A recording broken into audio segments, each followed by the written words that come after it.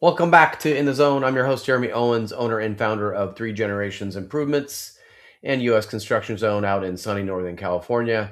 Thanks for hanging on there. We had a couple of technical difficulties. We're going to go ahead and power through here today. A great show for you today. We are sponsored by build12.com. Automate your construction business into a revenue generating machine. Check out build12.com. Ask for less, get a free demo. Great CRM system. I've been using it for years and love it. Also, check out builderpaypro.com, the construction platform for the remodeling and construction industry. Get paid fast. Don't pay the credit card fees. Accept ACH payments. Directly connects to QuickBooks. Get a free demo from me at builderpaypro.com. Thinking about today's show, I'm a big fan of AI. I've been down the rabbit hole just like all of you guys have. But this take and the nuance that Rich has today is going to really help you in your business. I think we have a tendency in our industry to reach out and grab those shiny objects, and that's not always the right strategy. Sometimes you need to put some thought into process and systems and how it's going to affect your business long term. So with that being said, I'd like to get right into the show. It is called AI Won't Fix Your Marketing, It'll Expose It. Every remodeling contractor is chasing AI right now, but most are making the same mistake they've made the last 20 years, which is using tools before strategy. The result that we're seeing now is generic marketing, but just faster. In this episode, Rich Harshaw, the founder of Level 10 Contractor, explains why AI is a magnifier, not a strategy. We break down the biggest AI mistakes contractors are making, why great companies still look invisible to customers, and how identity is the real foundation behind effective AI-driven marketing. Our guest today is Rich Harshaw, founder of the Level 10 Contractor. He spent over 31 years building marketing systems for remodeling and home improvement companies. He works across websites, SEO, PPC, TV, radio, streaming, social media, and AI integration, and is currently building the Level 10 Contractor Command Center, an AI-first operating system designed specifically for the remodeling industry. Please help me welcome Rich Harshaw. Rich, thank you so much for being here. Thank you for having me, Jeremy. Yeah, I appreciate you going through some of those challenges today, getting and staying on. Tell us a little bit. I know a lot of folks know you from, podcasting and speaking engagements, and you've been around the remodeling industry a long time. So tell us a little bit of how you got to where you're at now. Yeah, like you said, I've been in this space for about 31 years. My first client in remodeling was 1996, Lawnsmith Roofing in Fort Worth, Texas. There you go. And been at it kind of ever since. Yeah, right on. I mean, obviously, thinking back to your, those first beginning years, I mean, marketing was so different back then. I was thinking about, I'm 3 generations in, and what my grandpa and dad had to go through, there's nothing like it. So, I mean, is it difficult to keep up with all the changes? Yes and no. Like the core fundamentals have not changed. When I first met Lawnsmith Roofing in 1996, as an example, Google in those days was called the Yellow Pages. That's right. And guess what happened in the Yellow Pages? Everybody would go in there and put their stupid ad, the same stupid things as everybody else, and everybody looked the same and sounded the same and said the same things. And then the companies get frustrated because people either A, don't call, or B, if they do call, they call and they ask, how much is it going to cost for a new roof? And they're like, man, I hate these Yellow Pages leads because all they care about is price. But the reality is the ad itself is not differentiating them from their competitors. And so they're blaming their own lack of execution on their poor results. And so now we've got Google, we've got AI, we've got all these other things that help in the marketing, but the core problem hasn't really changed in 30 years. Yeah, no doubt. I remember the Yellow Pages days when people would put the AAA before their name. Yeah, that was the old SEO. The first SEO. That's hilarious. So, we're talking about AI today, and I kind of want to get your kind of your big view, world view of what you're seeing. Obviously, with AI, do you have concerns? Are you more on the camp of more positive, or are you seeing a little bit of both, or what are your general thoughts about it? I mean, it's inevitable, so it doesn't really matter if I like it or not. Yeah. Don't you think so? Inevitable seems to be the operable Totally. word. Yeah. Yeah, no doubt. I mean, it seems like it's it's not going to change. I mean, I don't think there's any regulation or thoughts about, how to control it, especially when it comes to the business side. Obviously, that's full steam ahead. What it does for everything else, I mean, God only knows, right? Well, let me give you an idea. We do a live event in September and October. Last year, we were not heavily integrated with AI. It took us about 4 weeks to build a website and perfect it for that conference. Mm-hmm. For this year's conference, it took about 2 hours. Right. No, that's what I'm seeing. Yeah, I mean, you see the cost of some of those technologies come right down, right? I mean, the kick-ass website for over 20 grand, I think that's going away. I don't see the need for that anymore. We sold websites to clients last year. So for the record, it's May 2026. As of December 31st, last year, 2025, we were selling websites at an average of $17,000. That was the average. There were several in the 20,000 range. We sell that same site right now for $5,000. That's crazy. Yeah, I mean, there's a lot of things to get into, so I want to kind of talk a little bit about some of the things you've discussed, and you kind of mentioned AI as a magnifier, not a strategy. So let's start with that. What does that mean exactly for us? Okay, so when it comes to AI, and let's stick to the marketing conversation. We've identified 82 different modules across 6 different business domains: sales, marketing, customer journey, finance. I want to just stick to marketing for our conversation. Sounds good. So we've identified about 35 modules inside the marketing domain. And your question said, how has it changed? And it depends on what the specific module is. So Right. one of the things that I think we're going to see as a huge problem is companies rapidly iterating new ads, different strategies for different advertising venues, for instance, television, OTT, Facebook, Google, which sounds great, and it is great. But if you're iterating crap, now you've just got a lot more crap, a lot faster, and it doesn't actually help. It actually exacerbates, failure on the platforms. Yeah, no, that makes total sense. I mean, I know that there's a lot of tools coming at us. You know how our industry is. We're a little slow to adopt typically, but the AI tools are everywhere, and it's how the ads that we get constantly are, hey, use this because AI is not seeing you, and there's a lot of shiny things that you can grab, but like you said, it's not always the most productive thing. Without thinking about all of that, the long-term strategy of the entire sales process. Yeah, I think one of the biggest problems that we see is a contractor will hear all this AI stuff, will go to maybe a conference and see presentations or get a sales calls, all those kinds of things. And they see these shiny objects, and I'm not denying that they're shiny and they're good, they're useful. But when you start grabbing tools and just sort of willy-nilly using them without a larger framework, plan, and strategy, then let's say that they're under-optimized, underutilized. So what we're trying to do is say, hey, let's create a framework that everything that you're doing AI works together. Right. Yeah. I'll give you an example, a very easy example. Let's create an AI chatbot. Mm-hmm. Okay, great. So you get a chatbot. Well, what should the chatbot be paying? And then people will say, well, I don't know what AI tells us what he's saying. Okay, fair enough. And that's not necessarily terrible, but like, what is your brand? What are you supposed to be looking like and sounding like? What's your voice sound like? What is your message? Why do people buy from you instead of your competitors?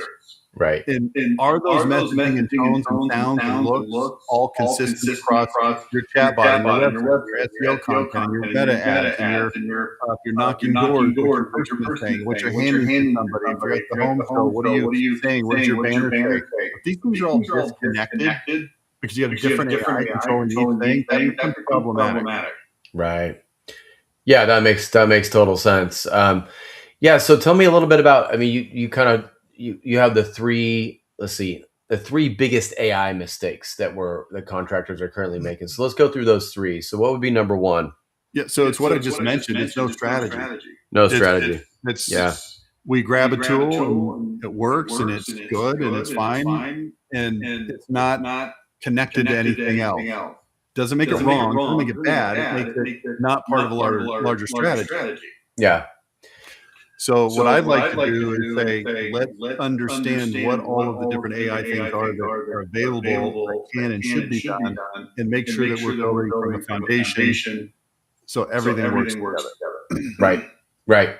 Makes total sense. It kind of reminds me of a lot of PPC companies, right? That they build a landing page. It's all about getting the lead, but it doesn't, the messaging's not anything similar to your brand. So you get customers that are not really aligned with you.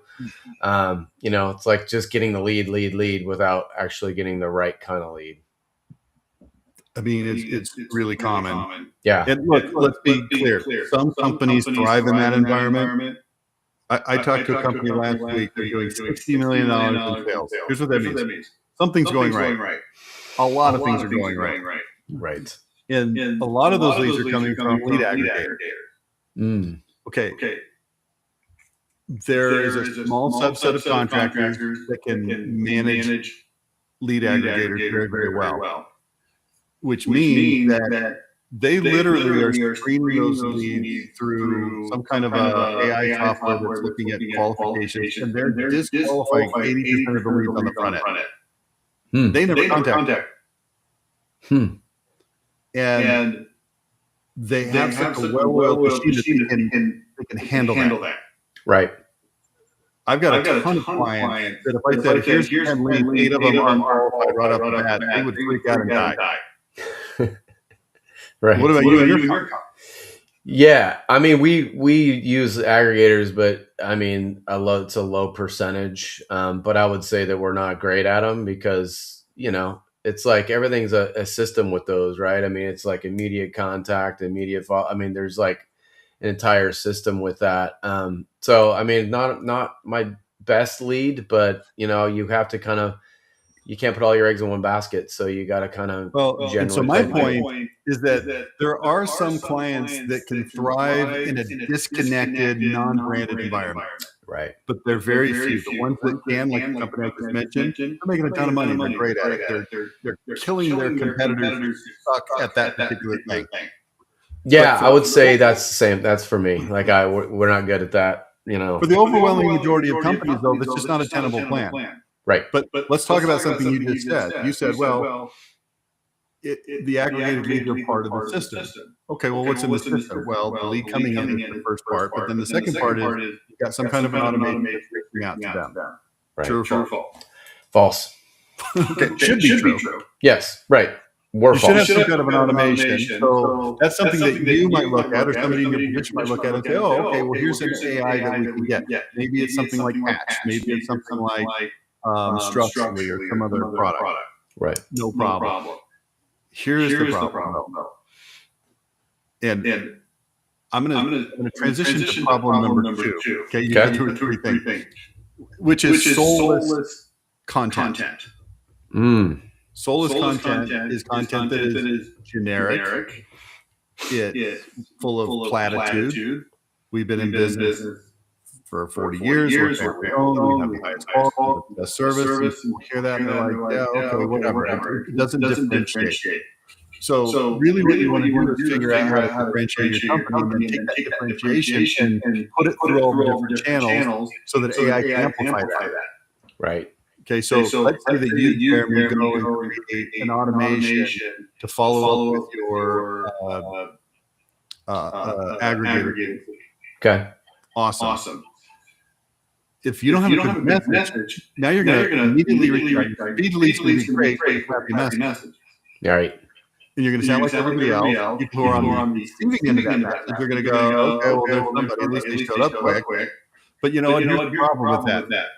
If you get a speed to lead AI to help you show up immediately, you may have an advantage over your competitors for 6 months, 12 months max. Because guess what's going to happen 12 months from now?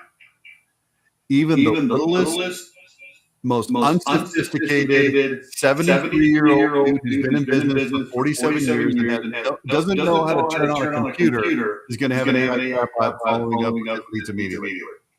Right. So what's going to happen is the early adopters have a little bit of an arbitrage advantage over the competitors. Within 3, 6, 12 months, that event is going to be completely gone. So now what are we done?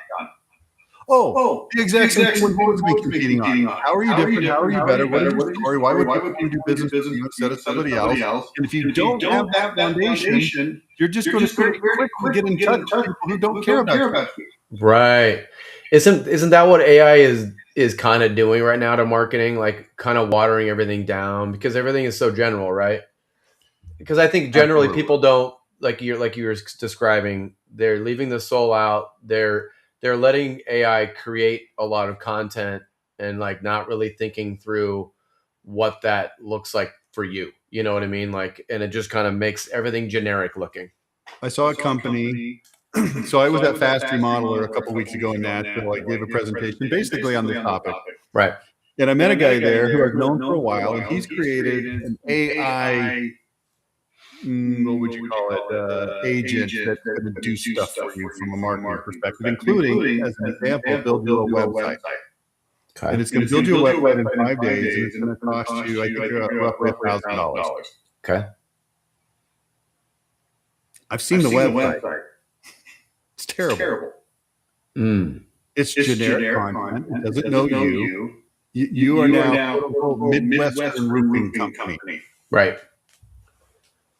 So what was the title of our presentation today? AI won't the marketing will expose. Right. You will more quickly expose that you are lazy at that and generic. Average. Yeah, average. Yeah, that's definitely what I'm seeing. A lot of people that are just kind of adopting things and saying, yeah, that's great. They all just kind of blend in. So what would be the third one, the third AI mistake? Third one is giving too much control to AI. This is what I call needing to have an adult in the room. Okay, and AI is not the adult in the room. AI is going to do whatever you tell it. It'll take whatever control you give it and it'll run with it. So again, think of that example of the guy building a 7-page website in 5 days. Right. Well, who's the website expert? Who's the copywriting expert? Who's the marketing expert overseeing that to make sure it's actually good? Right. There isn't one. Right. So it's $1,000. Right. But it's easy for a contractor who doesn't know any better to get fooled. They're like, well, it's cheap, so that's good. Everybody likes cheap. And it looks nice. Okay, great. And I don't know really what a differentiated website looks like. And I don't know if something is SEO optimized or not. How would I know that I'm a contractor? Right. And so it's easy to get duped by AI tools that are promising great results, but there's not a human expertise behind it, and it creates problems. Yeah, so that makes sense. Problems are interrelated. No plan, no soul, no adult in the room. And again, it's the title of our conversation today. AI is not going to fix your marketing, it's going to expose it. Yeah, I mean, so it kind of goes back to the beginning, like what we have to do from old school days is you're not differentiating yourself at that point. So you're just kind of doing the same problems that what we've always had, right? I mean, just like you said, just quicker. So let's go back 30 years. Nobody wants to go back 30 years. We're talking about AI, and AI is now, and it's awesome. Mm-hmm. But the problem 30 years ago with lawn roofing was in Fort Worth, there was literally 1 inch worth of ads in the yellow pages for roofers. An inch. It's a lot. I don't know how many that is. It's like a couple hundred. Right. So people are in there, they're looking around. And Lon Smith's ad was what's called a line listing, which means it just was listed. It didn't have an ad. Right. And I said, dude, you're the biggest roofer in Fort Worth. Actually, he was the biggest in the country, residential only, $50 million. He said, why don't you have an ad? And I alluded to this earlier. He said, because every time somebody calls, they want another price. Okay. How many people do you think are looking up one-stop roofing in the elevator? The answer is a lot. Why? Because they're $50 million themselves. Why? Because they're really good at canvassing neighborhoods that have been hit by hail. And they've got job sites and trucks out everywhere. People see them all over the place. They go to the elevator. That was Google in the day. Right. And by the way, anybody who's being frustrated with the story because you don't care about your location, substitute Google. And if you don't want to substitute Google, substitute ChatGPT. It's the same thing. Right. And I went to Lon Smith and I said, we just got to tell your story. So we wrote an ad. I don't remember exactly. I think it was the 7 biggest problems people have when they hire a roofer. And then we listed things. Now, one of the things to them was something called a lien release waiver letter. You know what a lien release waiver letter is? I know what a lien release is, yeah. It's something that nobody can get. And the reason nobody can get it is because it's the only leverage the supplier has as a roofer to actually make sure that they pay their bills. Right. Basically says, if a roofer gets roofing material from the supplier, and then they don't pay the supplier can put a lien on the customer's home. Correct. Yep. Nobody knows that. Homeowners, I mean. Right. Would you even guess that in 1,000 years if you were a homeowner? Right. Especially back then, yeah. You would never guess that in 1,000 years. Right. So, but Lon Smith could get a lien release waiver letter from all of their suppliers. Why? Because they were $50 million and they could wag the dog. So we put it on a piece of paper. And then one of the 7 things was most roofers can't get a lien release waiver. Here's what that means. If the supplier doesn't pay, if the roofer doesn't pay the supplier can put a lien on your home. And everybody read that and went, holy crap, I had no idea. Yeah, that's a great one. And then people started calling out of the yellow pages ad. Now, all we've got to do online is the same thing. Right. We got to find out what makes you different, what makes you have an advantage, and then communicate those with power, precision, and passion. And Jeremy, here's the truth. Almost nobody does this well. They didn't do it well 30 years ago on the yellow pages. They didn't do it 15 years ago well on their website. They don't do it now well with AI. Right. So what's a good starting point? I mean, you talk a little bit about identity and, is that a starting point? Is obviously finding out what your identity is before even starting down the road of how to message your marketing? Yeah. So for our clients, we use a framework called the 5 pillars of identity. The 5 pillars are your products, your workmanship, how you treat customers, your core values, and then what we call culture and reputation. Okay. So for instance, under how you treat customers, we have things like being punctual, communication, accurate quotes, sales pressure, no pricing game, and others. Mm-hmm. So what we want to do is find whatever it is that your particular company does that already excels in some of these areas. We want to tell that story because people love to hear a story. Not because it's story time and I'm here about Goldilocks, but because the stories allow them to understand things in a way that is easy to accept. So I'll give you an example. Okay. Let's go back to the roofing industry. You guys do roofing, Jeremy? No, we do siding, windows, decking. Okay. We're gonna. It doesn't matter. This could be roofing, siding, decking. Sure. Roofing. Do you require a deposit from your customer? Yes. How much? $1,000 in California down, and then half when we start, half upon completion. Okay, great. So you require $1,000 deposit. Others will require anywhere from 10 to 20, 30, maybe 50% down. Yeah. Okay.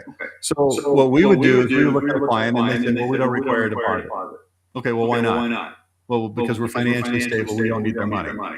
Okay, great. So that's the genesis of what we might want to communicate. By the way, I'm not saying that their entire marketing program is around this one point.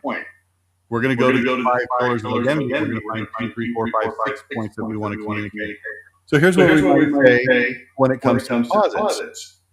We can write a radio ad, a television ad, a Facebook ad, a landing page, And it might be something like this. Most roofing companies require a deposit, usually 10 to 30%. You're going to write a check thousands of dollars a week before they schedule your installation. We call that deposit hopping. In many cases, they use your deposit to buy material for other customers' jobs. Right. Then when it's time to install a roof, they have to collect a deposit from somebody else. We're a financially stable company, so we don't collect any deposit. We don't pay a nickel until the day the job starts. The materials for your job are delivered to your lawn. That's when your first payment is due. Okay, now here's what I didn't just say. Every company that requires a deposit is going to sue. Right.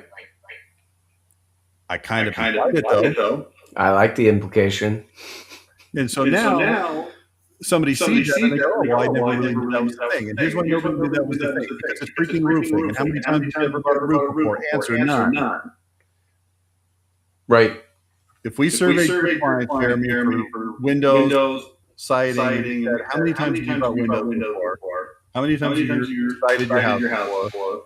Statistically, about 10 to 15% will have done it before. Right.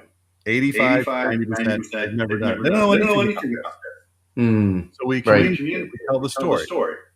And then when the competitor comes along and they say, oh, well, you guys require a deposit. And Jeremy says, yeah, we need $1,000. And the customer immediately goes, why? Aren't you financially stable? Mm-hmm. Well, how long have you been in Jeremy? We've been in business 26 years. Okay, so it stands to reason you're reasonably financially stable. Yes. So why are you asking for a deposit? Not trying to put you on the spot. By the way, I work with tons of clients that require a deposit. This is not about deposits. Right. This is about finding whatever it is you do different and better that you can talk about and tell a story about. Right. How do you pry that out of people? I mean, you know what I mean? Like, I think sometimes that we're good at what we do. We're, sometimes great craftsmen or, we're great sales guys, but, sometimes you're not kind of looking outside and looking at your business from that perspective. So how do you pry that crap out? That's good stuff. The reason you're such a good podcast host is because you're very perceptive. And you use the word right now that very few people pick up on. You said, how do you pry that out of a contractor? The keyword is pry. Yeah. The answer is with a giant crowbar and a lot of elbow grease. Right. Our onboarding process. You ready to? Can I say crap your pants on this podcast? Oh, of course. It's podcasting. Our onboarding process is 30 days. And typically it's 6 separate Zoom calls of 90 minutes each. Other companies may have a 13 question questionnaire. The reason it takes so long, well, here, I'll help you understand why it takes so long. Let's say that you're on trial. You've been accused unjustly of, let's say, the worst thing possible. You murdered somebody, and the cops have you. You're going to trial. Mm-hmm. How much prep do you want your attorney to do? Yeah. How much discovery do you want to do?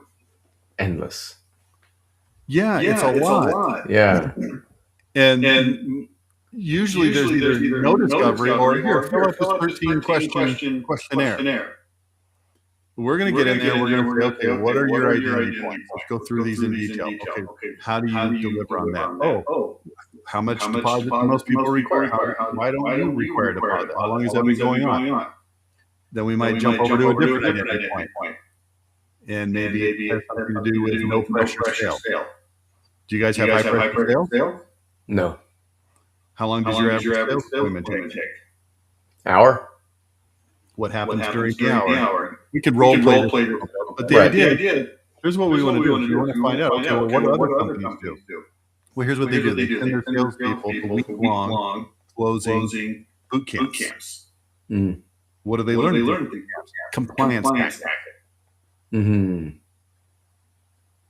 We have a consultative process. We're going to find out what's important to you. We're going to make recommendations based on your budget and your situation. And then we're going to stand back and we're going to let you decide if you want to move forward or not. If you do, we'd be honored to have you. Right. If not, we'll shake hands and part of friends. Right. Right. Would you rather have that guy in your home or the week-long compliance boot camp guy? Right. Yeah. Exactly. You have to tell the story so that people understand the difference. Yeah. Now, did I just say that every guy that ever walks through the door is going to be a compliance boot camp guy? Nope, but you implied it. Now, here's what we can do. We can create evidence to support your claim that you are not high pressure sales. So, for instance, we create something called a no tricks, no pressure sales agreement. This is a document that has 10 or 11 points signed by the salesperson, the sales manager, and the owner of the company. And it lists out how the salesperson's demeanor and behavior will happen in the home. We send this ahead of time. We can text it before we ever show up for the appointment. We can put this into a script when we call to confirm the appointment.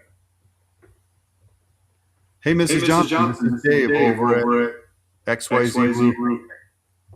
I see that we're scheduled to show up tomorrow at 7 o'clock. Just wanted to make sure that time still works. Yeah, it does. Okay, great. Dave's going to be coming over there. I'm going to text you a photo of Dave right now. Do you have that? Dave hopefully looks like a nice guy. Doesn't look like a weirdo. Doesn't look like a felon.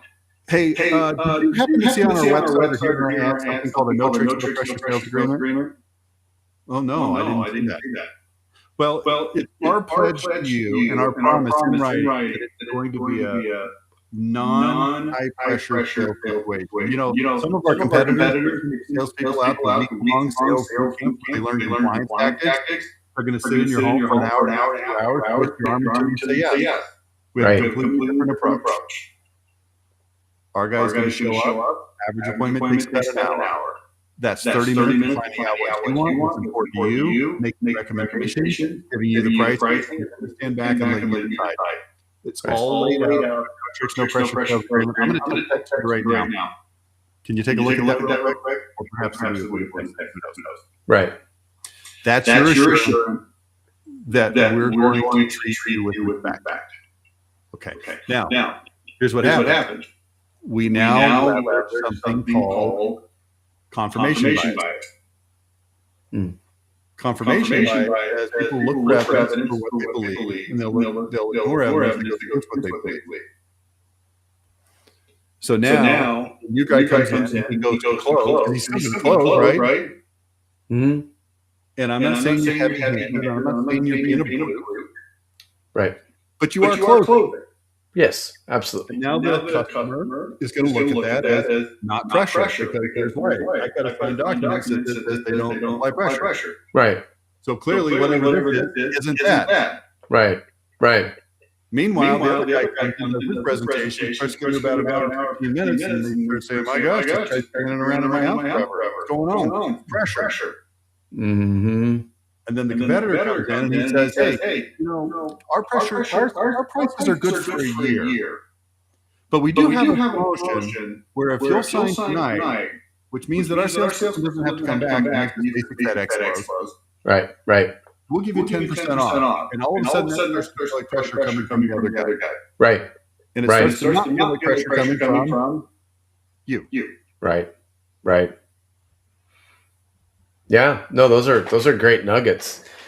Yeah, I mean it's already difficult to pry that kind of stuff out of us, but you talked about storytelling, and I think most of us suck at that. So how do you turn that process, those nuggets into storytelling, especially because a lot of people are using AI and they don't know how to prompt it, right? They don't know how to pry the AI to get the story out of it. So how do you kind of guide us in the storytelling part of it? Well, that's where the adult in the room comes in handy. Yeah. Okay. So we've got a month-long 6-call process. Now there's some other things in there besides just identity in those 6 calls. But we're going to go through this identity process. We're going to identify what are the things that you want to stand for, and then we're going to pry the stories out of you. Mm. So, for instance, let's say under the header of core values, you say one of our core values is integrity. Mm-hmm. Do you feel like you have integrity as a core value in your company, Jeremy? Of course. Yes. Who's going to say no? Right. Okay, but what does it look like in real life when deployed in your company? And the answer is going to be something like this. A situation came up where something went wrong, and we chose to do the right thing to fix it without the customer having to ask, maybe without the customer even knowing, maybe with the customer knowing, but we did the right thing because it was the right thing to do. And so I would ask you, Jeremy, has that ever happened in your company before? Yes, absolutely. Tell me about it. What happened? What went wrong? Tell me the exact story. Let's role play this right now. Okay. Yeah, we had a situation where a homeowner wasn't happy with some wall of siding, and she was getting upset, and we came to her and we said, okay. This is where the discovery comes in handy. Okay. What city were they in? Ooh. I'm going to I'll say Petaluma, California. Say what? Pendleton? Petaluma. Petaluma. Yeah. And what was the job for siding? Yes. What was the job worth? Probably you can make stuff up there. $40,000, somewhere in there. $40,000. Okay. What was the problem? She didn't like the way a wall turned out. I don't know if it was not aligning correctly or what the exact situation was. So she was upset about a section of like a small wall. Okay. Now, if I was doing this with you for real, if you were really my client, I would say to you, hey, Jeremy, is there somebody in your company that can go research and find out what the exact problem, the exact complaint was? Right. And you'd say yes, and you'd go find that person. Right. You'd look at the notes, and you'd say it was X, Y, and Z specific thing. Right. Now, see what I'm doing here? I'm pulling out details because when you storytell, details make it believable. Right. Now, to be clear, I'm pulling out real details. I'm not mentioning stuff. Yeah. Right. In our little role play here, we might be making up a couple of details. Sure. We don't know, but we could find out. Okay, Sure. so what did you do?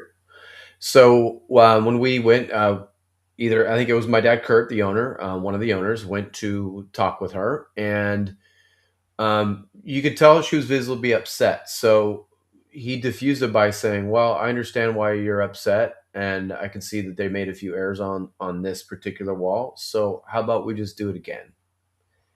And so her reaction was she was kind of taken back, right? Because she was expecting, I don't know, based on contractor experience, she was maybe expecting a dogfight at that point, right? And arguing, pointing fingers or whatever. And he just said, how about we just do this section again? And she immediately diffused and was like, you would do that? And yeah, of course we would do that. Your customer satisfaction is the name of the game for us. And I can see that how you would feel that there's some errors made, so let's just fix it. And so we did. Now, a couple more details, and we're almost done here, so don't worry. We're not going to go on forever. All good. So you may not even know these details, but here's the kinds of things I would want to know. Why was the problem? What happened to allow that problem to happen in the first place? You don't have to answer that, but we would find out. Oh, Dave, the installer, made kind of a problem. Some sort of quality control. Yep. Okay, so the QC got messed up, whatever. Okay, and then how much did it cost you out of pocket to fix that? I'd probably say $3,000. I would say probably $3,840. Perfect. Or whatever it actually was. Right.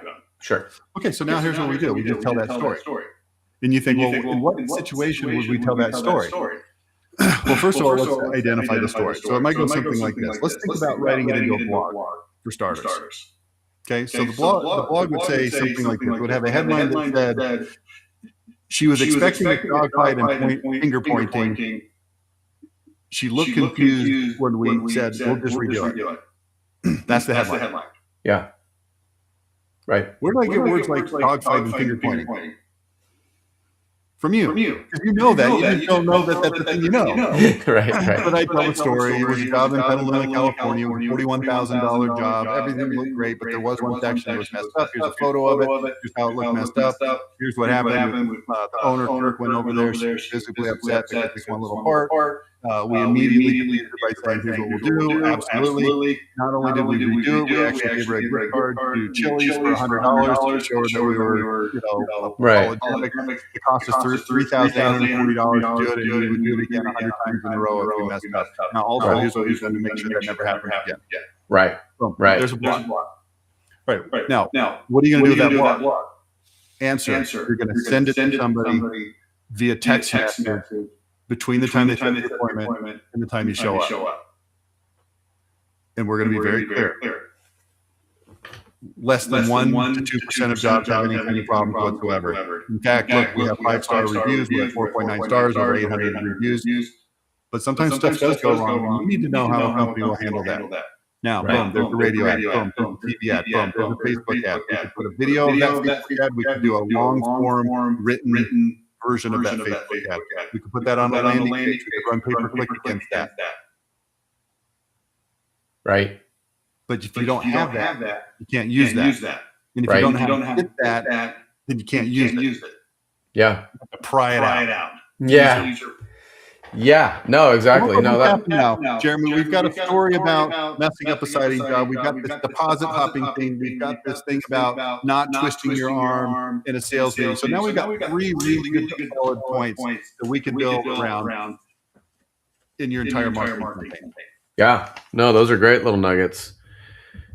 Yeah, I mean, it's so interesting, when I think about this subject and how people are using AI. What I love about it is that it's a low barrier of entry now. Like you said, it's cheaper websites. It's you get content and you have all these blogs and all this information that's coming at us. But like we said, everything seems so watered down, and now it's even creating like a bigger divide almost, like where the people who are doing this stuff at the top, differentiating the storytelling, the acting different, I think are even going to go more towards the top, and everybody else is just going to all look the same, right? Is that your take? Though, this is what I've been trying to say during this whole conversation. These principles have never changed. They're the exact same principles that worked 30 years ago. They're the exact same principles that will work 30 years from now. Now we just have AI accelerating how fast we can distribute those messages. But if you have a core message, let me give you an example. Let's say you don't do deposits. Here's what most people are going to say. Most contractors are going to say, we don't require a deposit. That's it. Period. That's enough. Not enough. But there's no frame of reference. There's no story. There's no emotional involvement. People are like, okay. I guess people just don't require a deposit. Well, I don't know. I've never bought a roof or siding. That's what I know. Right. No sales pressure. Well, who's going to admit in their ad that we're going to come in and freaking hammer talk you? Nobody. Right. We're going to screw you over. If you don't like the way the siding looks, screw you. Don't say that. So, people use platitudes in the marketing. No deposit required. No high pressure sale. Satisfaction guaranteed. And I just turn those on their head and I go, no. We're going to tell the story, and that's what's going to move the needle. Right. Yeah. No, that makes total sense. How would you advise, how to get started? Right. I mean, obviously reaching out to the adult in the room, you would be a good first starting point. But what do you do first? Because I think, a lot of us are kind of cramming things in the middle, but they don't necessarily all, like you said, communicate well together. So what's the good starting point? So here's the very first thing I would do. Trigger warning, okay?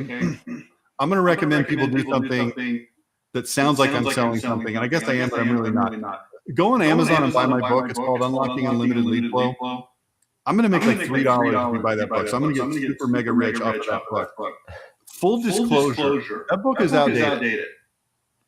Okay, it was written 6 years ago. Okay. So get the book and read the first half of it. The second half, just ignore it. The first half of the book is going to go through, I think it's about a 70-page chapter on identity, and it's going to explain exactly how it works. Okay. Now, notice something important there. The book is 6 years old and outdated. The identity section is completely 100% up to date, because that's a principle that will never change. Right. So yeah, you got to buy the book. It costs a few dollars, but that's a good way to learn about it. Or I have a podcast called Level 10 Contractor Daily Podcast. Here's what you can do. Go to that podcast, look it up, Level 10 Contractor Daily Podcast. Go to by the way, it's a daily podcast. There's almost 2,500 episodes. Scroll back in the feed to December. Because in December, instead of creating new episodes, I run old episodes. But I create what I call megapods. So I'll take 3 or 4 or 5 podcasts on a similar topic, and I'll put them into one giant 3, 4, 5-hour episode. Look for the one for identity in December of 2025. And you can sit there and listen to me talk about identity for 5 solid hours. Right. You don't even have to write the book. Awesome. Those are great starting points. The other thing I wanted to ask you about too is what you typically see is a lot more automation in our marketing, a lot of automatic text and automatic responses, and how do you keep the authenticity there without it becoming just kind of overwhelming for clients? Because I know that I'm getting hit up, whatever it is. I mean, I could be getting an oil change, and I'm like, what the hell just happened to my text message feed here? Okay, so I'm going to actually flip it, and I'm going to put you on the spot. I'm going to become the interviewer. Okay. Based on what we've talked about today, what do you think the answer is to that question? Because I've essentially already answered it. I haven't necessarily spelled it out step by step. But the answer's been embedded in everything that's come out of my face today. Yeah, I mean, definitely finding a story, making sure that when you're providing content, it does fit your brand and it's not just generic crap, because you'll end up kind of looking medium and average if you don't find your voice and find out whether that's the story or whether that's a piece about you that makes you different. If it's not those things, probably don't do it. So let's great answer, by the way. Let's take the specific thing that you mentioned, automation and maybe emails and text messages. So let's assume that somebody sets an appointment today, it's Wednesday, and they set the appointment for Friday. So we've got 48 hours roughly. How many text messages and emails, but let's focus on text messages. How many text messages should you send that person in the next 48 hours? 1 to 2. Okay, that's the right answer under normal circumstances. Okay. And here's what normal circumstances are. You're sending them logistics.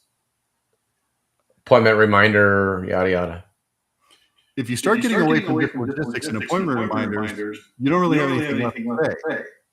So now we send the appointment reminder, and now let's say that 3 hours later, we send a little text that says, hey, just want to reassure you that this is going to be a low pressure situation. And then there's a link to a video or a blog. Right. And they get that and go, okay, that's nice. And then let's say next morning when this thing says, beware of deposit popping. And we talk about deposit popping. Just to use the ones that we've already covered. Sure. It could be anything. Maybe different. And then a few hours later, we send something that talks about, hey, how to make a contractor going to make this right if something happens to go wrong. And then a little video, blog, whatever, that story we just told about the siding. And then maybe another text that says, here's 7 customers raving about their experience with our company. Okay, so there's 4. It's actually 5. We also have the typical confirmation. Sure. Okay, if you send 5 texts in 48 hours in the normal circumstances, you're going to infuriate people and make them hate your guts. If you send 5, like I just talked about, it's actually considered to be very helpful.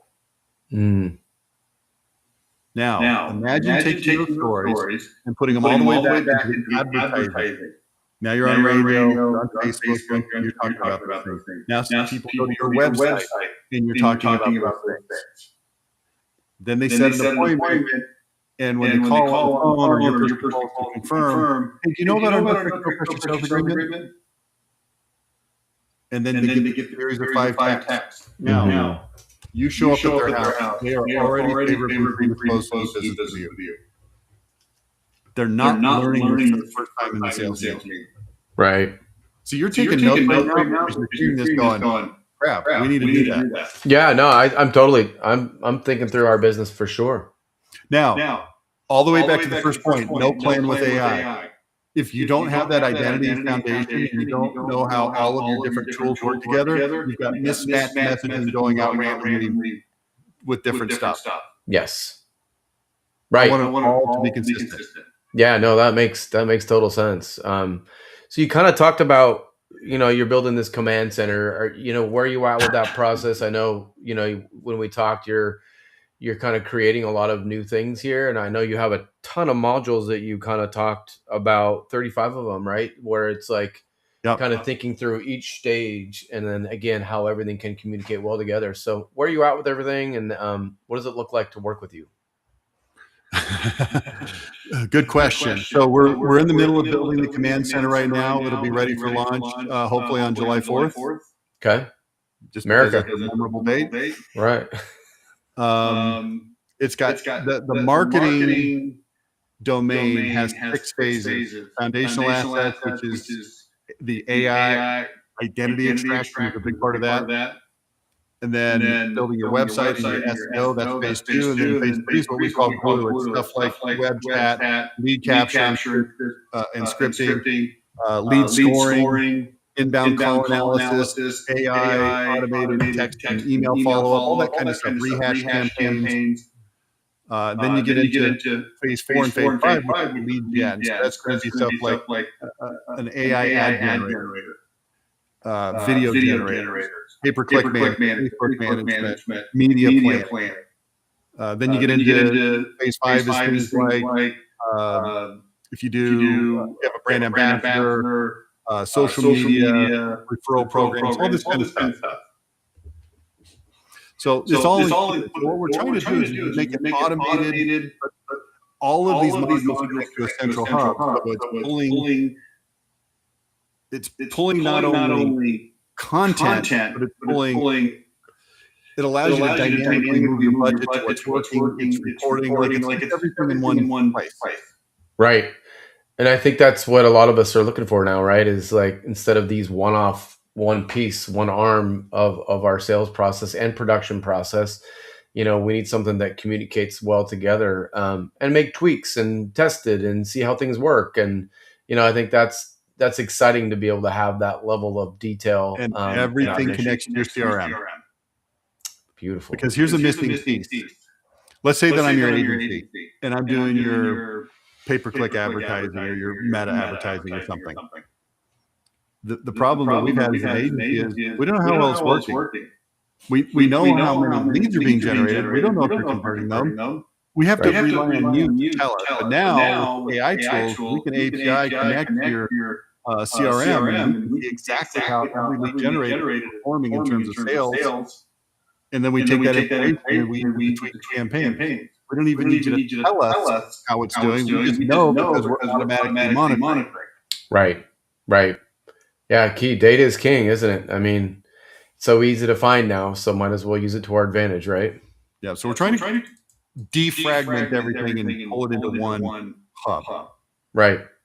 Yeah, it's interesting what you said about, if we just look back and look about the failures that we've all had, it's just the same. It's so funny when you say it like that, because it'll be the same cream of the crop that will rise in this era too, right? It's the ones that will take the time to figure out. And usually it's because you're hiring someone like you that already has it figured out, instead of us trying to parse this thing together. Which I think that's what a lot of people are doing, because they're like, man, look at how productive this is. Look at how easy this is. And they're kind of starting to take some things out on their own. But I imagine it's not going to go so well for them. Well, look, even with a fragmented AI plan, you're going to be a lot more productive. So I don't want anybody to hear me and go, oh, whatever AI you're doing right now is wrong or bad or messed up or something. It's just, I'm looking for a long-term solution where everything's going to be under one, hub. Right. Makes total sense. Well, great. I appreciate you being here, Rich. What's the best way people to get in touch with you if they want to look at your command center coming forward and all that good stuff? Yeah, they can just look us up on all the normal places, level10contractor.com, Okay. daily podcast. Feel free to email me. My email is rich, R-I-C-H, not Rick, rich at level10contractor.com. Be happy to talk to you. Okay. Well, thanks so much for being here. I really appreciate all the nuggets. And as you see here, I have some chicken scratch notes over here. You wouldn't be able to read them, and I'll just look at the transcript, right? Yeah, no kidding. Well, thanks a lot for being here. Thanks, man. See ya. Yep. Thanks again for being here for another episode of In the Zone. I appreciate your time. Tons of nuggets there. Please reach out to Rich at his website and get more information. I'll be diving a little bit deeper with him and figuring out how I can use it in my business. But these are some great nuggets we can use in our sales process, production process, be better, and use AI to our advantage instead of just using it to use it. So thanks again. We will see you guys next month.